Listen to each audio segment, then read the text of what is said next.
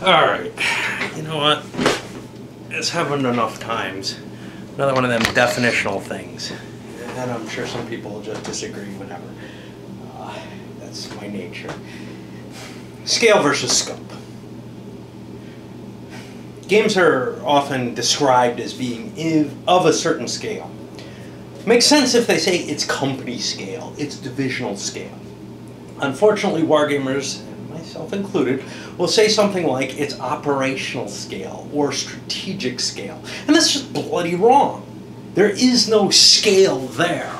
What you're talking about is the scope that the game covers, not the scale. The scale can be described as the type of units, perhaps the hex size. It's basically your scaling, how much the representation differs proportionally from the actuality. So if a counter is a division, it is a divisional scale game.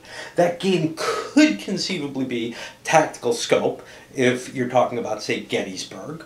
You could say, well, that's impossible. Okay, grand tactical or whatever, but it is not tactical scale, right?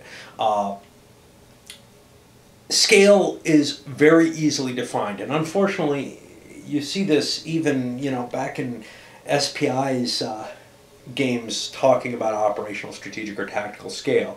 And, they're the gods, and what am I, right? Except they got it wrong, Just like if you took a look at a popular reviewer and said, oh, well, he says theme all the time, that must be right? No. We're all humans, right? But in this particular case, the hobby has been led down a semantically incorrect path, and we should be much more careful with this. There's not a hell of a lot for me to say about it. It's really a simple concept, right? The scale of a game is the proportional relationship between the representation and the actuality. The scope of the game is what that fully represents. So you can still get confused in those cases when you're talking about, say, in this case, I've been playing Carthage, the First Punic War recently, and I call it an operational game. I don't even probably call it an operationally scaled game. I call it an operational game. Why? Because that is the scope that I see it as, but it's not correct. Its scope is actually strategic in nature. In fact, I don't know if I can think of an operationally scoped Ancients game, maybe Druid. The OCS games, Operational Combat System, yeah, those tend to be operational. Those tend to have a scope that, well, maybe it's not a scope of a single operation, but only a couple.